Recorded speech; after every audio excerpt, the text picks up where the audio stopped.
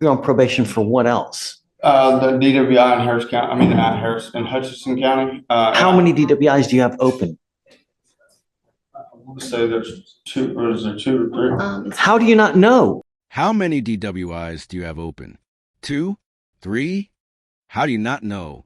This defendant is on multiple probations, hasn't completed his required classes, and works offshore on a boat, making compliance nearly impossible. But instead of issuing a warrant and throwing him in jail for 6 months, the judge calls a come-to-Jesus meeting to give him one last chance. The question is, can a man juggling multiple DWI cases, offshore work, financial struggles, and court-mandated classes actually pull this off? Or is he headed straight to prison? This is one of the most intense probation hearings we've covered. Let's break it down. You know why you're here, right? Yeah, because I haven't completed a class.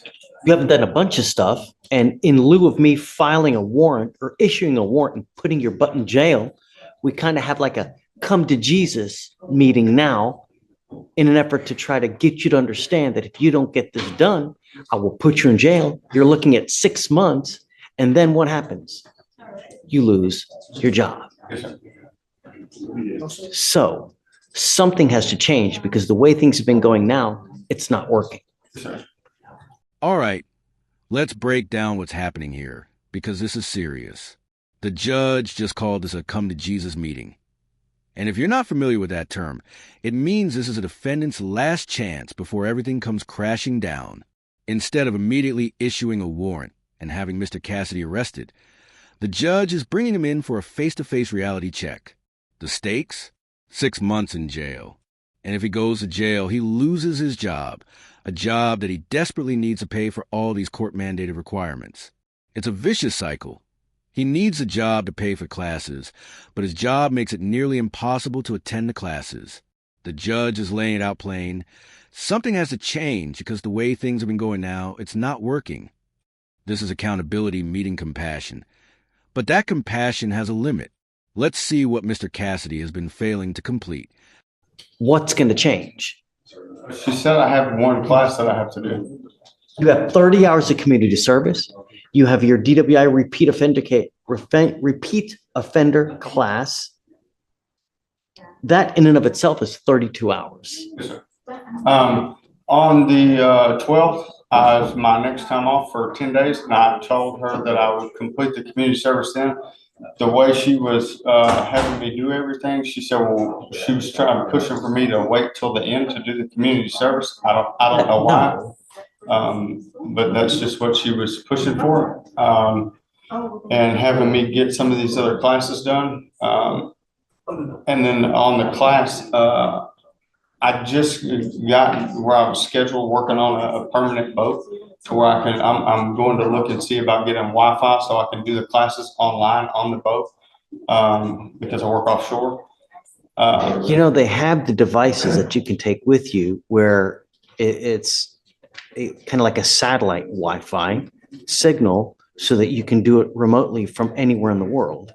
It would probably behoove you to look into that. Now here's where this case gets complicated and honestly kind of sympathetic. Mr. Cassidy works offshore on a boat. For those who don't know, offshore work typically means you're out on the water for weeks at a time, often with little to no internet access, no way to attend in-person classes, and a schedule that's completely dictated by the job. He still owes 30 hours of community service and a 32-hour DWI repeat offender class. That's over 60 hours of requirements he needs to complete during the limited windows when he's actually on land. His solution? Get satellite Wi-Fi so he can do online classes from the boat. The judge's response, it would probably behoove you to look into that, is essentially saying, figure it out because I'm not accepting excuses. This is a reality for a lot of people in specialized work industries. The court system isn't designed for people who work 2 weeks on, 1 week off in the middle of the ocean. But the law doesn't care about your work schedule. You have requirements, and you have to meet them, period. That's what I just got off the boat yesterday. I had another case in Hutchinson County, and I had to pay it off so I could get off the probation. So I've been riding over. You're on probation for what else? The DWI in Harris County, Harris and Hutchinson County. How many DWIs do you have open? want to say there's two, or is there two or three? How do you not know? Because they ran one together, and I think it's two. I'm on three. I was on three probations. The one on, I don't remember what court it is. In what 230. alternate universe do you think that you can be on multiple, two, if not three probations, and you fail to live up and there's no jail time involved? Wait, hold on. Did you catch what just happened? The judge asks how many DWIs he has open, and Mr. Cassidy can't even give a straight answer. Is it two? Is it three? How do you not know?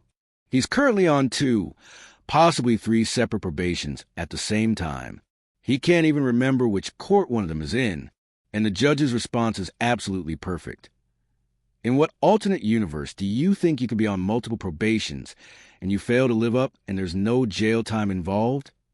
That's the judge essentially saying, "Sir, do you understand how lucky you are right now? Most people with multiple DWI probations who fail to comply would already be sitting in a cell. The fact that Mr. Cassidy is still walking around free is a testament to the court giving him chance after chance after chance. But that patience is clearly running thin. When you can't even keep track of how many DWIs you have, that's a major red flag about whether you truly understand the severity of your situation." I'm completing Mr. Cassidy. I'm completing them. The Harris County one. I mean, not the Harris, the Hudson County one. I'm completing that. I've said get off of it in a couple days. I don't give a rat's behind about to complete. And then you sent me to the rehab. I completed the rehab. I completed one previous class. I paid the other one off the $3,000. I'm on a monitor. I pay my monitor. I haven't failed no urine test. I've gone to What probation. monitor do you have now? The blow monitor Where is it? in the car. How often do you drive? I don't drive. So you're not using the monitor. No, I do. I use it all the time in the car. That's the one they told me to get. That's the one I got. I'm blowing it all the time. I'm not failing none of them. Like anytime I go somewhere, my wife drives. We get in the car. I blow the monitor. I pay for the monitor. I'm trying here. I'm really trying. I've got a lot that I have to pay for and a lot of stuff like that. And then I was laid off and I haven't been able to Mr. afford Cassidy, the easiest solution is don't get into a car and drive. Yes, sir. Okay, let's give credit where credit is due here because Mr. Cassidy is making some valid points. He's listing off everything he has done. Completed rehab, completed a previous class, paid off $3,000 in fines, has a blow monitor that he pays for monthly, hasn't failed a single test, and his wife drives, so he's not even behind the wheel. That's actually significant progress for someone with multiple DWI cases. But here's the thing, and the judge makes this clear. About to complete doesn't count. Almost done doesn't count. The court doesn't care about your intentions. They care about completion. And when he mentions being laid off, you can hear the financial stress in his voice. He's juggling monitor payments, class fees, probation costs, and now he's been without steady income. It's a lot, but the judge's response cuts right through the excuses. The easiest solution is don't get into a car and drive. Simple, direct, true. All of this could have been avoided if he just called an Uber in the first place. That's the hard truth that nobody wants to hear. And the thing is that affidavit, sir, to not to drive. I don't have a driver's license. I don't drive. I don't drink anymore. You sent me to the rehab. Ever since you've done that, I've been trying to. Mr. Cassidy, what happens if you pick up another DWI? Oh, I'm going to prison. Right. So like I said, I just give it all up. The last time I was in there, I actually put me on a monitor. You sent me to rehab, which helped significantly. When do you go back to the boat? The 1st, and I'll get off the 12th. I just took off to come to court. So that's you get back on the boat in 2 days. Yes, sir. And then I get off the 12th. And I'll be off 10 days from the 12th to the 22nd. So And that's when you get off the boat on the 12th. Yes, sir. And I was going to do start my community service. Then it's 30 hours. I can get it all done before I go back to 22nd of August.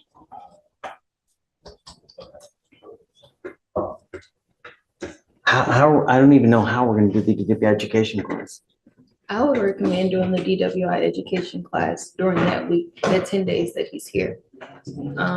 If you do it online, you would really have to find somebody who's gonna let you miss at least 2 classes. So that's the thing. I was trying to find out a class where I could do it while I came in, and they said that's impossible because if I miss one class, because See, these classes are structured in a way. Yes, sir. There's a particular schedule you're supposed to conform to. Yes, sir. That's the way it's structured. That's the way that you're supposed to learn from it. Yes, sir. It's not supposed to be your way. It's their way. I understand. So what you need to do now is you need to go find Wi-Fi that you can take with you on the boat. Yes, sir. That was my next stop. I just got off the boat. Now, can he do the Online.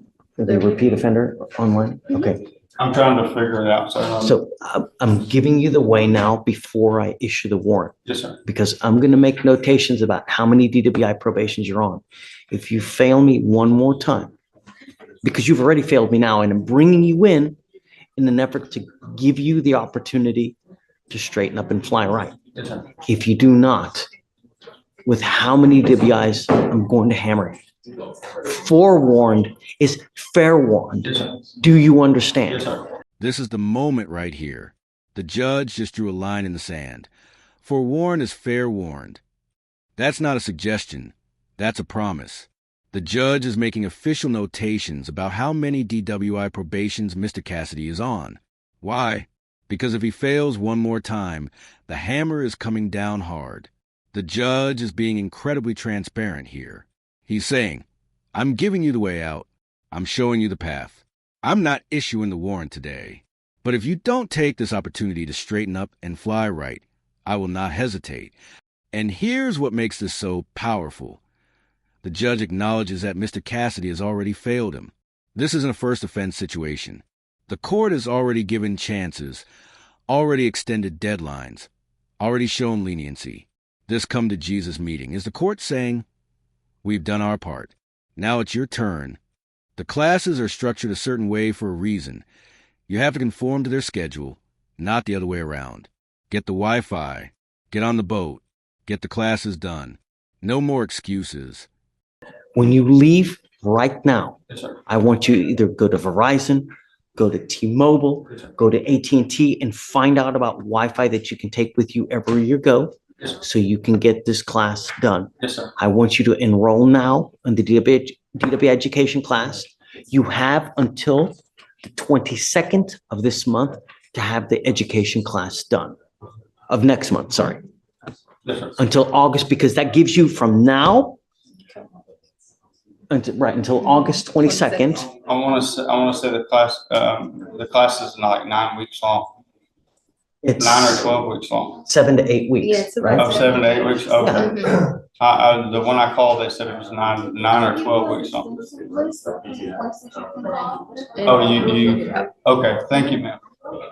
And do you know how much? I mean, no, they don't tell you how much. I don't know how much. She said it was like $400 or $500 to do it. I didn't know. DWI is not cheap, man. I understand that. I forget. $15 on an Uber will get you anywhere you want to go, Yes, sir. no matter where you want to go. I understand.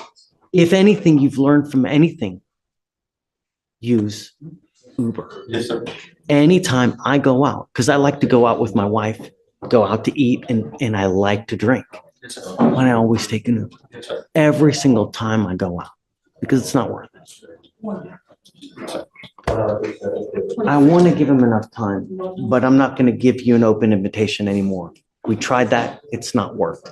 So now I'm going to have to sit here and micromanage you to make sure it gets done before Yes, we sir. issue the warrant. So what is a reasonable time that we can give him that he can have the education class? Hey, guys, keep it down, keep it Maybe down, like- please.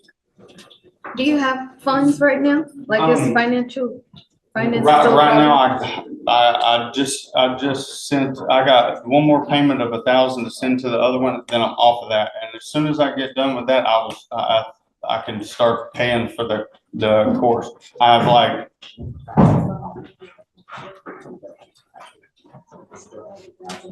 When is that due over there? I should get paid again on the 7th, and I'm gonna send my last $1,000 payment, and I get off of that. And then as soon as I get off of that, I was gonna start paying for this. When I first got out, I didn't have a license. I didn't have a ride to get to work. It was taking me a while, and I had to pay for the monitor. So tell me a date next month that you can sign up for the DWI education class. And I mean, does he have to pay all at once or I have as he to. goes? Most of the time they will. Sir, I want to say they said I could pay like half of it and then half of it when I get done, but I have to find a date that the class is allowing people to enroll. I have to start calling. I have no idea when they allow it because they do like an enrollment like every Okay, month so or let's every do 6 this. weeks. I have to Let's figure do it out. this. I want you to come back to me August 12th, and I want you to tell me what class you've enrolled into. That's the day I You get get off. back, right? I get off the boat. We'll come back the 13th. Let me see. Can I, 13th to the 14th, somewhere in there? Sure. I don't know what time I get off the boat. Like yesterday, I didn't get off until 6 o'clock in the afternoon. And I was all the way. Pick a to day, Corpus. the week of the 12th. I want you back here, but I want you to have signed up for the education class. So, sometime the week of the 12th, 13th, or 14th. Right, you can Okay. come here, but I want you to have signed up for the Okay. class. I'll look into it today. Right now I got about, I want to say I got $800. I'm going to go, and I just paid everything. I'm going to go and try and look into the Wi-Fi Cassidy, thing. I don't want to break your bank, and that's I know, what I'm I'm- taking time. But at the same time, I don't want to issue a warrant for your Yes, arrest. sir. I don't want you to do that. Okay? Okay. All right, you're going to meet with Shatoria, and then good luck to you, sir. And that is how a probation compliance hearing plays out when the court decides to give someone one final chance. Let's recap everything that just happened. Mr. Cassidy is on multiple DWI probations, 2, possibly 3, across different counties. He couldn't even remember exactly how many or which courts they were in. He's failed to complete his required DWI repeat offender class, which is 32 hours, and still owes 30 hours of community service. The complication? He works offshore on a boat, meaning he's only on land for about 10 days at a time between rotations, instead of issuing an arrest warrant and sending him to jail for 6 months, which will cause him to lose his job. The judge called this come to Jesus meeting to lay out the consequences clearly. The judge made it crystal clear. Forewarned is fair warned. One more failure and the hammer comes down. The plan moving forward. Mr. Cassidy needs to get satellite Wi-Fi so he can complete classes online from the boat. He needs to enroll in the DWI education class immediately. He has until August 22nd to make significant progress, and he must return to court the week of August 12th to prove he's signed up for class. The judge also dropped some powerful wisdom. $15 on an Uber will get you anywhere you want to go. If Mr. Cassidy had just used Uber in the first place, none of this would be happening. What makes this case so compelling is the balancing act the court is trying to achieve. Yes, Mr. Cassidy has made mistakes. Multiple DWIs is serious and dangerous. But he's also completed rehab, hasn't failed any tests, pays for his monitor, and his wife drives, so he's not behind the wheel. He's trying. The court recognizes that, but trying isn't enough. Results are what matter. The judge said something crucial. We tried the open invitation. It didn't work. Now I'm going to have to micromanage you. That's the reality of probation. When you don't follow through, you lose autonomy. You lose trust. And eventually, you lose freedom. This case is a powerful reminder that the court system can show compassion while still maintaining accountability. But that compassion has limits. Mr. Cassidy knows exactly what's at stake now. Complete the requirements or go to prison. Now I want to hear from you. Do you think the judge was too lenient? Should Mr. Cassidy have faced immediate jail time? Or was this come to Jesus meeting the right approach? Drop your thoughts in the comments below. If you found this case as intense as we did, make sure to smash that like button. It really helps the channel grow. Share this video with anyone who needs to understand that courts give second chances, but those chances aren't unlimited. And if you haven't already, hit that subscribe button and turn on notifications so you never miss another courtroom breakdown. We cover everything from DUI cases to civil disputes to the most dramatic courtroom moments you've ever seen. Until next time, use Uber, stay out of trouble, and we'll see you in the next one.